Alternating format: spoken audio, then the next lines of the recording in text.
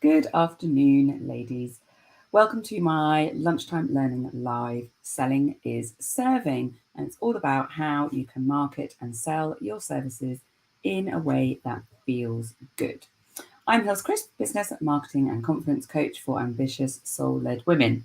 So, most of us who have integrity and values of kindness and authenticity struggle with marketing, promotion, and selling because it can just feel really icky.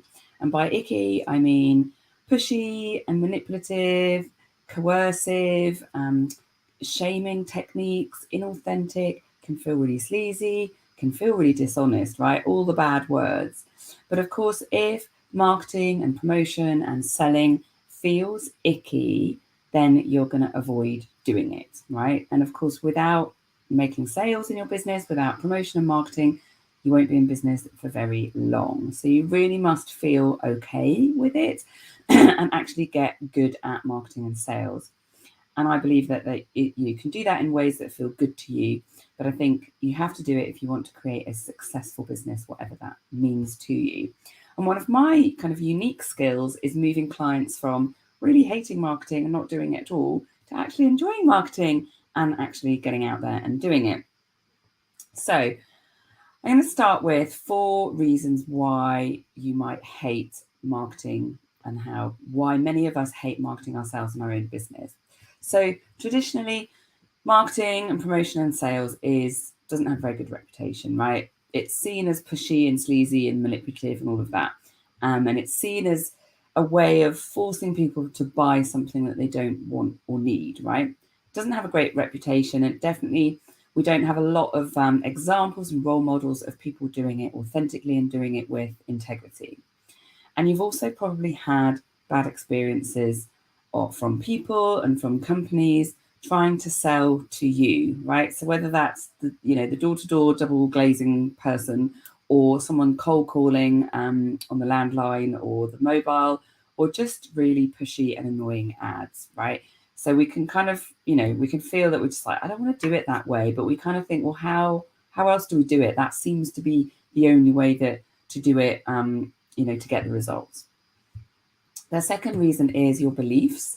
So our deep beliefs around maybe how much you feel you're worth, or maybe you have a belief that people don't listen to you, or I'm only liked if I'm a good girl or a quiet girl who doesn't rock the boat, right? Whatever your beliefs are, they're formed when we're really, really young. And then over the years, we kind of create these stories that we think are true because they're stories that reflect our beliefs. So, for example, if you believe that you're only liked when you're quiet, then of course you're going to find it super, super hard to get out there and do videos and put your opinion out there.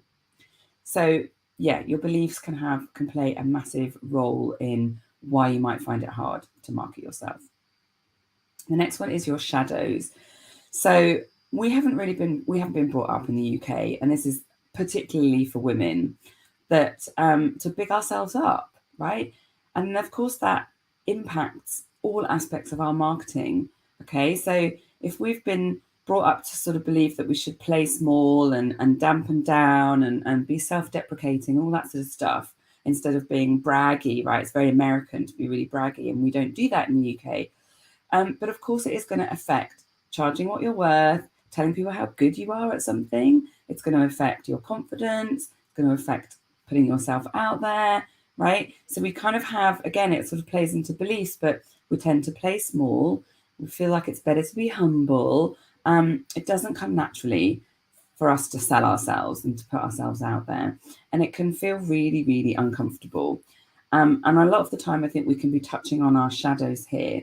So our shadows are the parts of us that we don't like or we don't want to be seen as.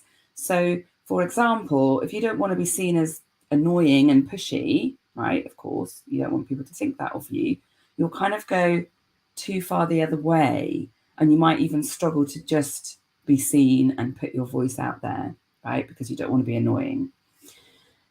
Then there's your fears, right? This is all inner stuff because it's all about mindset. Then there's your fears, the fears of putting yourself out there, being judged, being rejected, being embarrassed, being called out, whatever, right? It can feel really, really vulnerable to market your business and put yourself out there and talk about what you believe in and how good you are, and to put yourself out there with a value attached to it, i.e., this is how much I'm worth, like this is what my prices are. What if we get judged, ridiculed, rejected? Right, all of that stuff is running like underneath. And these are really, really big core fears that get triggered and again tend to make us play small and safe because we just want to belong and we just want to be liked. Okay. So that's 4 reasons. And maybe you've had an aha moment or a light bulb around something that is something that's running underneath that might be causing you to struggle to put yourself out there and really promote yourself confidently. I'm sure there are lots of more reasons, but I think they're the core kind of 4. But of course, you must start to like marketing. Like it's a must if you're going to be in business. And it requires a really big mindset shift. And it's huge because when we're employed, we generally don't have to do marketing, right? You do your interview and we sort of get through those. But when you're in business, you have to do this thing called marketing and selling, right? So it needs a really big mindset shift. And that is to reframe selling and marketing as serving, right? So look at it this way. If someone genuinely wants or needs your services or your products or whatever you're offering, then you're actually serving them by getting in front of them, i.e. by effectively marketing to them. And you're actually doing them a disservice by not getting in front of them or by hiding away, right? Now, why? Why does this make sense? So don't try and sell to people who aren't interested, who don't want or need your products or services, and who essentially aren't your ideal client or customer, right? You don't need to. And why would you want to? Like, what an absolute pain to sort of try and get in front of people that aren't interested, right? So, and once you do, when you think about all I'm doing is getting my services in front of the right people, and you know and you believe that your services can genuinely help these people with whatever that is going on with them, then you're actually just serving them by getting it in front of them, because you can't really serve them unless they're your client, right? Or maybe you can serve them a little bit in your free content. But this is why being really clear on who your ideal client is so, so important, okay? And then creating offers that they actually want, right? So that's like the first 2 steps basically in my meaningful marketing method framework. And I take all clients through that. And I've also been covering it in my membership group, the Authentic Business Club.